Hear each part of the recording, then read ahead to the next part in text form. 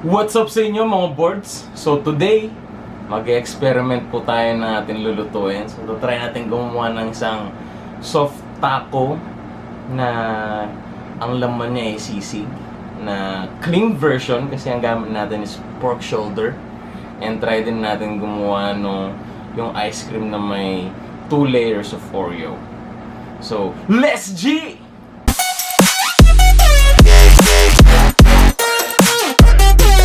Pork shoulders. So, ito tatry natin gawin na maging sisig. So, it's a parang kumbaga cleaner version instead of yung muka o yung mascara. Gagawin natin is pork shoulder. So, yun po mga boards. I-prepare na po natin yung pork shoulder natin. Mamarinate po muna natin siya.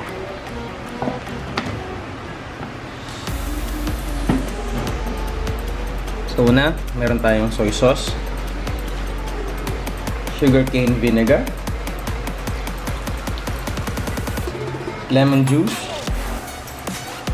pepper, Worcestershire sauce, sugar, cayenne pepper, bay leaves, a little bit of honey,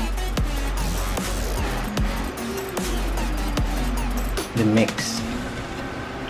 Mamarinate lang po natin yan mga boards for usually overnight. So yung mga boards, no, bumili po tayo ng isang galon na ice cream. So it's chocolate and vanilla. So may gagawin po tayo dyan together with the Oreos. So, mag-experiment po tayo mga boards at tignan natin. Pakita ko sa inyo pag tapos na. So, yun mga boards, bubuksan na po natin yung Oreo natin. Ang gagawin natin sa kanya, crush natin siya. So, meron tayong sandwich bag. Dito natin siya ilalagay. Sa loob dito. So, then again mga boards, hindi natin sasama yung ano niya, yung filling. Kailangan natin dyan yung cookies lang. Nakita niyo mga birds. Tanggalin lang natin yan. Slightly lang, matatanggal naman siya. Mabilis. Ang maganda dito sa Oreo mga birds, mabilis lang matanggal yung yung filling niya. Mabilis siya makamove on. Yung feeling niya mabilis mawala. Ito si Oreo. Pagka gusto nyo mag-move on mga boards, magpaka-Oreo kayo para yung feelings nyo mabilis mawala. So ayun mga boards. So dinurog natin siya. Hindi naman kailangan na durog. Yung tama lang. Yung pasok dun sa standards nyo. So ayan lang siya mga boards. May gagawin tayo dyan, connecting with the ice cream. So yun po mga boards, nag-transfer lang po tayo ng ice cream dito sa container natin. And then, lalagyan natin siya ng Oreo.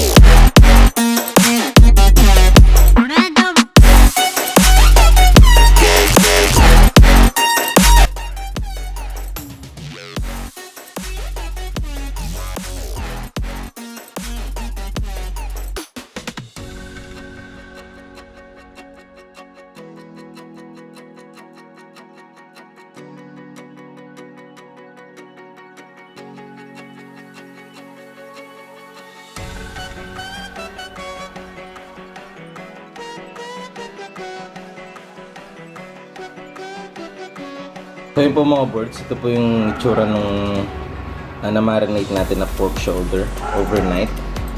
At kailangan lang po natin later for the toppings would be lettuce, cabbage, white onion,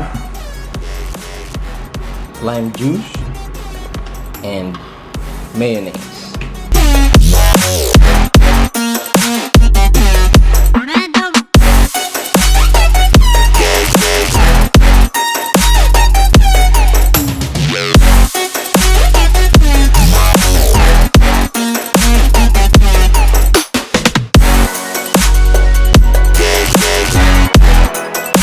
So yung mga birds, yung itsura niya after natin siyang pan fry.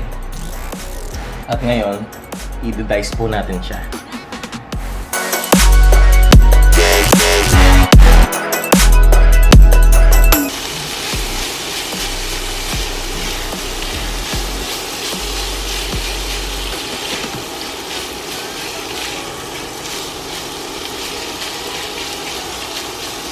So ngayon mga birds, papan lang natin yung tortilla bread natin. Mainit na.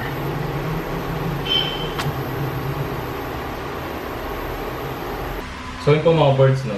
Tapos na po natin i-prepare yung sisig tacos natin. So pinainit natin yung tortilla bread natin. So ganito siya. Papakita ko sa inyo paano i-prepare to. So first, lalagyan natin ng marinate natin na pork shoulder.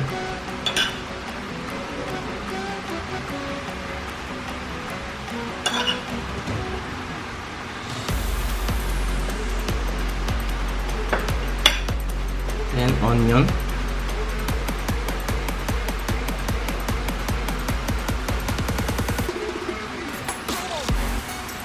Then cabbage and lettuce.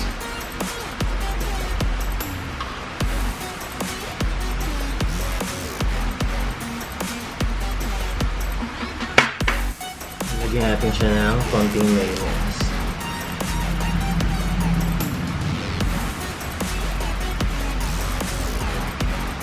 So ito siya mga birds.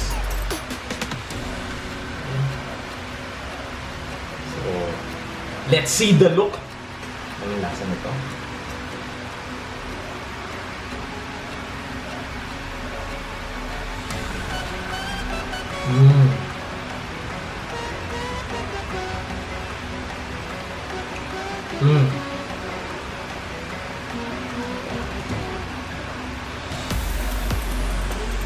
So yun po mga birds, no?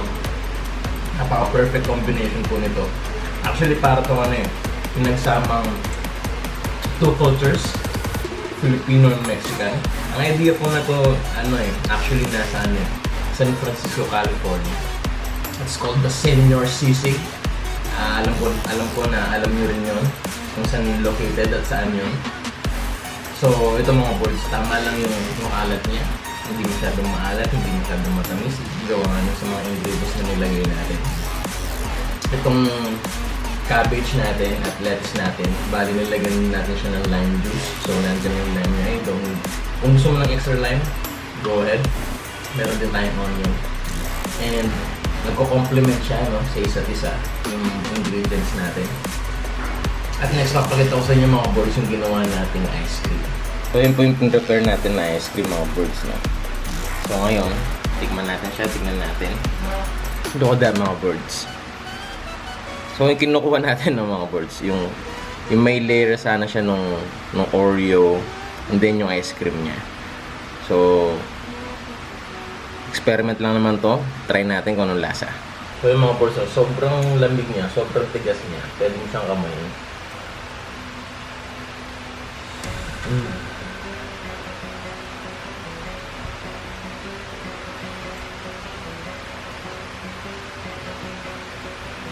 Para siyang mga birds.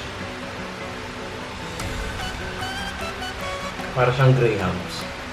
Yung mango float. Wow.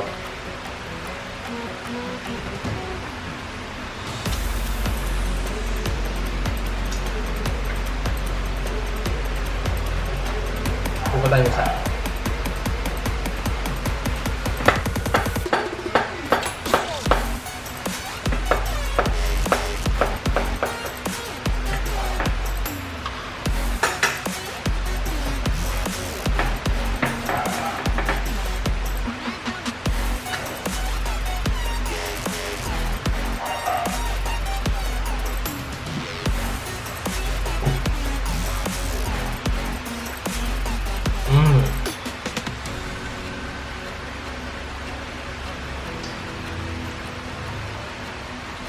Perfecto. So meron kang sisig tacos at meron kang dessert. So yung mga birds nung nakapagluto na naman tayo once again. At kakain muna ulit tayo. Siyempre, gutom na naman po tayo. No? Lagi na tayong gutom. Till next video, abangan niyo po mga birds. Marami pa po tayong gagawin. Marami pa po tayong gutom na mangyayari sa ating buhay-buhay, no, mga birds. So till next video, peace! Hama!